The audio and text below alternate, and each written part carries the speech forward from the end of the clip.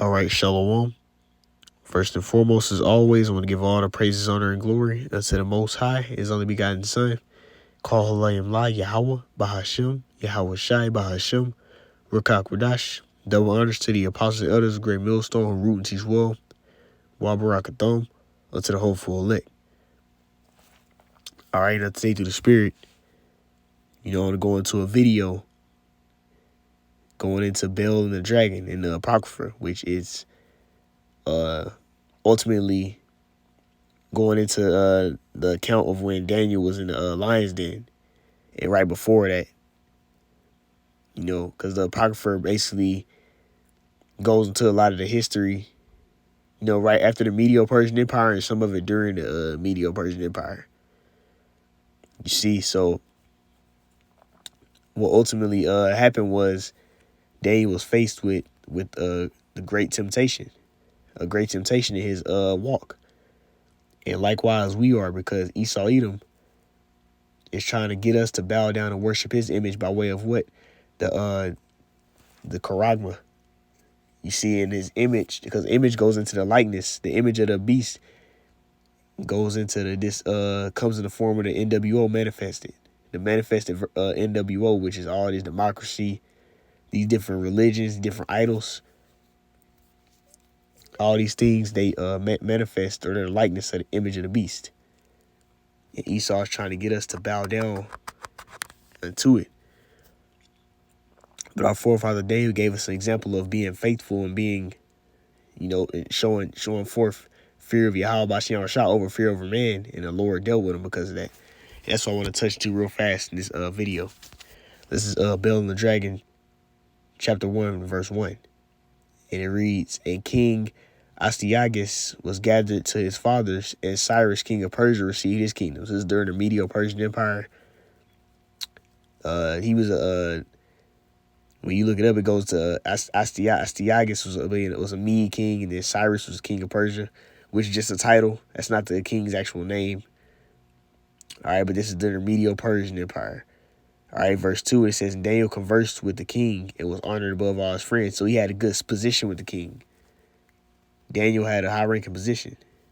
Verse 3, it says, "Now the Babylonians had an idol called Bel, and there were spent among him every day 12 great measures of fine flour and 40 sheep and 6 vessels of wine." So they were worshiping the idol by sacrificing into it. They were giving that as a sacrifice to that idol. It says, "And the king worshipped it and went daily to adore it. But Daniel worshipped his own God, his own power. And the king said unto him, Why doest thou not worship Bel?" You see, so Daniel was in the spirit of here. Let's go here real fast, because I want to get through this chapter. I got 2 precepts. Let's go here. Jeremiah chapter 2, verse 11. It reads, "Hath a nation changed their gods, which are yet not no gods? But my people have changed their glory for that which doth not profit." You see, and Daniel was in the spirit of worshiping Yahweh Bashim Rashah, and not worshiping those idols. But it exposes how those idols of the nations, they're no gods, they're not no powers, they're not living. Micah chapter 4, verse 5, "For all the people will walk every one in the name of his God, and we will walk in the name of Yahweh Bashim Rashah, our power, forever and ever." That's the spirit Daniel was in, and that's the spirit we got to be in. We're going to subject and worship Yahweh Bashim Rashah, and not worship and bow down to Esau Edom. Him trying to put his charagma, his C-hip inside of us. He's going to face us with death. He's going to face us with casting us out of society. He's going to face us with torture and whatever. But guess what? Yahweh Shai is going to be with us through our belief, through our faith. Let's continue on. It says, verse 5, "Who answered and said," this is what Daniel said, "Because I may not worship idols made with hands, but the living power," so the actual power that exists, the creator, not the creation. It says, "Who hath created the heaven and the earth, and have sovereignty over all flesh." So the true God, the God of the Bible, which is Yahweh, which is the Most High's name, and Yahweh Shai, his only begotten Son name. Verse 6 says, "Then said the king unto him, Thinkest thou not that Bel is a living power? Seest thou not how much he eateth and drinketh every day?" So the king was really believed in this false idol. But ultimately, those priests were were eating all the stuff being sacrificed to make it seem as if it was a real idol. But let's continue on. Verse 7. And Daniel knew this. It says, Then Daniel smiled and said, O king, be not deceived, for this is but clay within and brass without, and did not never eat or drink anything. It was nothing but a creation that was made. Verse 8. So the king was wroth and called for his priests and said unto them, If you tell me not who this is that devoureth these expenses, ye shall die. So the king trusted Daniel's word. That's why he set this up to happen. He asked those men. But what does it say? Verse 9, it says, But if ye can certify me that Baal devoured them, then Daniel shall die, for he hath spoken blasphemy against Baal. And Daniel said unto the king, Let it be according to thy word. You see, so Daniel had faith, man, for him to go through with this. Verse 10, it says, Now the priests of Baal were 70, and beside their wives and children, and the king went with Daniel into the temple of Baal. You see, it says, So Baal's priest said, Lo, we go out, but thou, O king, set on the meat, and make ready the wine, and shut the door fast, and seal it with thine own signet. And tomorrow when thou comest in, if thou findest not that Baal hath eaten up all, we will suffer death, or else Daniel that speaketh falsely against us. So they weren't worried about Daniel. They were like, man, we got a secret entrance to keep on receiving the food, so we're not going to get caught. Verse 13, it says, They little regarded it, for under the table they had made a private entrance where they entered in continually and consumed those things. It says, verse 14, So when they were gone forth, the king set meats before Baal, and Daniel had commanded his servants to bring ashes, and those that strewed throughout the temple, in the presence of the king alone. Then went they out and shut the door and sealed it with the king's signet, and so departed. You see? So this is what they were doing. Right? Let's continue on. It says, verse 15, it says, Now in the night came the priests with their wives and children, as they were wont to do it, and did eat and drink up all. So they ate the stuff that was sacrificed. Verse 16, in the morning bedtime the king arose, and Daniel with them. And the king said, Daniel, are the seals whole? And he said, Yea. Well, yeah, they be whole. Yeah, it says, Yeah, O king, they be whole. Verse 18, and as soon as he had opened the door, the king looked upon the table and cried with a loud voice, Great art thou, O Baal, and with thee is no deceit at all. Because he saw that the food, the stuff they sacrificed was gone. Verse 19, then laughed Daniel and held the king that he should not go in, and said, Behold, now the pavement, and mark those well footsteps that are within thee. So this is what happened. Daniel commanded his servants to put ashes throughout the temple. So like, I went past this part, kind of reading too fast. You see, and basically what this did was it would make it to where their footsteps would be shown. You see, how Bashan was guiding Daniel. That's why King David would pray to the Lord to create me a clean heart, and to take not the Holy Spirit away from me, and to make me understand thy precepts, to give him understanding. So the Lord was dealing with Daniel to think of this. Likewise, he's going to be dealing with his servants in his current time to be able to deal with Esau. All right, that was something I jumped past. Now let's continue on. It says, verse 19 again, it says, Then laughed Daniel and held the king that he should not go in, and said, Behold, now the pavement, and mark well whose footsteps are these. You see, he's asking whose footsteps are these. And the king said, I see footsteps of men, women, and children. And the king was angry, and took the priests with their wives and children who slew him, the privy doors where they came in, and consumed such things which were upon the table. Therefore the king slew them, and delivered Baal into Daniel's power, who destroyed him and his temple. You see, so the Lord showed forth that he was the true power in this situation, but he's going to do it again. You see, that this shows an example of Yahweh Bashem Mashai dealing with the men that serve him and fear him. He came through for Daniel. You see, now let's continue on, because the Lord's going to come through for us when we're dealing here in Esau's kingdom. Esau is going to try and force us to subjection to the NWO, which the main thing is going to be taking a charagma. But guess what? What does the scripture say? Let's go here real fast, because we're about to approach our temptation, the ultimate temptation. This is Revelation chapter 3 and verse 10. Because thou hast kept the word of my patience, which is what Daniel did. In that account, he said, I'm going to worship. He basically took heed to the scriptures, worshiping only Yahweh Bashem Yahushai. It says, I will also keep thee from the hour of temptation. The Lord will sustain you when you're in a time of tempting, a time of testing like Daniel was.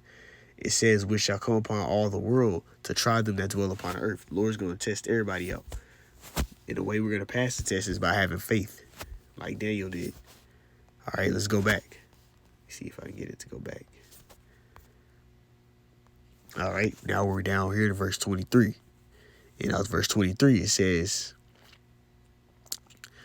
and in the same place there was a great dragon, which they of Babylon worshipped. So there was the other idol. It says, the king said unto Daniel, wilt thou also say that this is of brass? Lo, he liveth, he eateth and drinketh. Thou canst not say that this is no living power. Therefore worship him. So the king was telling Daniel to worship this other idol then. Verse 25, then said Daniel to the king, I will worship the Lord my power, for he is the living power. Yahweh Bashem Shai. It says, but give me leave, O king, and I shall slay this dragon without sword or staff. The king said, I will give thee leave. Then Daniel took pitch and fat and hair, and did seethe them together, and made lumps thereof, and he put it in the dragon's mouth. And so the dragon burst in sunder, and Daniel said, lo, these are the gods ye worship. So Daniel exposed that creation. You see, he destroyed it ultimately. It says, verse 28, it says, and when they of Babylon heard that, they took great indignation. So he got real angry. It says, and they conspired against the king and said, the king has become a Jew. They were saying that, man, you going against your people.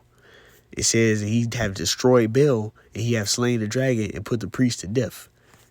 One of those heathens were priests of his nation.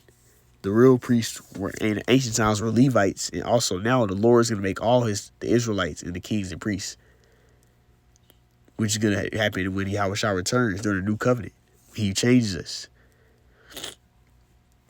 That's how we're going to be made into kings and priests when we get the laws in our inward parts. Salakia.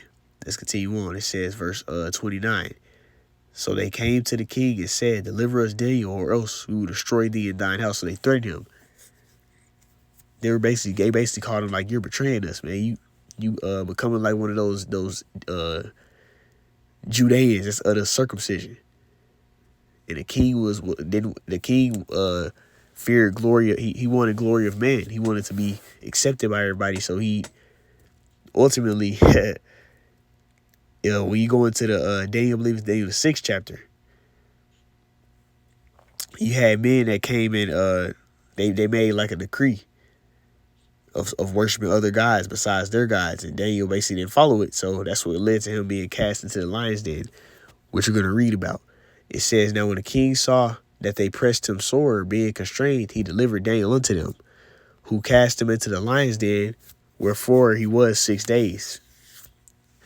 Verse 32. And in the den there were 7 lions, a completion number. It says, and they have been given them every day 2 carcasses and 2 sheep, which then they were not given to them to the intent that they might devour Daniel. So they normally would receive all those carcasses and those different sheep. 2 carcasses and 2 sheep, but they didn't feed those lions because they wanted the lions to devour Daniel. You see, but guess what? The Lord was with Daniel, man. The Lord, just like the Lord is going to be with his servants in these current times. Esau is going to come with all these different plans to try and destroy us, but it's not going to work because the elect are going to be sustained. All right, this is verse 33. Now there was in Judea a prophet called Habakkuk, who had made pottage and had broken bread in a bowl and was going into the field for it to bring the reapers. You see, so he had food. Habakkuk was making food. But what does it say, verse 34? But the angel of the Lord said unto Habakkuk, go carry the dinner that thou hast into Babylon unto Daniel, who is in the lion's den. You see, so basically the angels were going to allow Daniel to receive that food because Daniel was in that lion's den. He hadn't eaten. He was basically trying to put him to death ultimately. But what does it say though? It says, and Habakkuk said, Lord, I never saw Babylon, neither do I know where the den is. He was on the other side of town. But it says here, verse 36, but then the angel of the Lord took him by the crown and bare him by the hair of his head, and through the vehemency of his spirit set him in Babylon over the den. So the angel translated him over there, which is a miracle, man. And we're going to have all types of miracles happening in this current time. You see, divine intervention. This is what you call divine intervention. This is what's going to happen in this current time we're in now, for the Lord to sustain and make sure his elect make it in these evils. All right, it says, and Habakkuk cried, saying, "O Daniel, Daniel, take the dinner which Yahweh Shai has sent thee." So he gave Daniel the food. It says, and Daniel said, "Thou hast remembered me, O Yahweh Shai. Neither hast thou forsaken them that seek thee and love thee." And the Lord will never forsake those that trust and have faith in him. You see, let's go here real quick. Sirach 2 and 10 real quick. This is Ecclesiastes, no, Sirach chapter 2 and verse 10. Look at the generations of old and see the different lives. It says, did ever any trust in the Lord and was confounded? Or did any abide in his fear and was forsaken? Or whom did he ever despise that called upon him? These are all questions you clearly know the answer to. The answer is no. The Lord never forsook nobody that trusted and had faith in him. Neither did he despise anybody that feared him, which means you're being obedient, or that called upon his name. Let's go here real quick. I got one more. It's one of my favorite scriptures. This is Psalms chapter 37 and verse 25. And it reads, I have been old and now I am, it says, I have been young and now I am old. Yet have I not seen the righteous forsaken, nor his seed begging bread. You see, this is Psalm of David. It says, never have you seen the righteous seed begging bread or forsaken. You see? So that's ultimately that's what King David, that's what Daniel was in the same spirit as King David. You see? He was faithful to Yahweh Shai, so the Lord what? The Lord remembered him. Let's read it. Bel and the Dragon, chapter 1, verse 38. And Daniel said, thou hast remembered me, O Yahweh Shai, neither hast thou forsaken them that seek thee and love thee. Those that seek the Lord and love him will not be forsaken, man. Verse 39 says, so Daniel arose and did eat, and the angel of Yahweh Shai said, Habakkuk in his own place again. So Habakkuk got translated back. Verse 40, it says, and upon the seventh day, the king went to bewail Daniel because he thought Daniel died. It says, and when he came to the den, he looked in, and behold, Daniel was sitting. Daniel was perfectly fine because the Lord, the Lord delivered him. It says, then cried the king with a loud voice, saying, great art, Lord Yahweh Shai of Daniel, and there is none other beside thee. You say, great art the Lord Yahweh Shai, the one that Daniel worships. Verse 42, it says, and he drew him out and cast those that were the cause of his death to destruction and den, and they were devoured in a moment before his face. You see, the Lord had them men that cast him to the lions, they get effed up, man. You see, but guess what? The Lord is gonna be known again in this planet Earth. He's gonna use his people, his elect, to glorify him on this planet Earth, to show his power through his elect, through miracles, through us receiving the new bodies, the spiritual power. This is getting ready to happen. The Lord's gonna work miracles through us, like he did with Daniel here. So we guys got to remain faithful and continue. To continue to be obedient and continue to be faithful to Yahweh Shai. And we'll be able to be delivered just like Daniel was. You see? But this is why I wanted to quickly go into the chapter of Bel and the Dragon. Lord willing, it gave some exhortation and edification. I like to end it off by saying, Call Halon, Yahweh, Bahashem, Yahweh Shai, Bahashem, Rakab Gradash. Double honors to the apostles and others, great millstone, rule teach well, Carmen Shalom.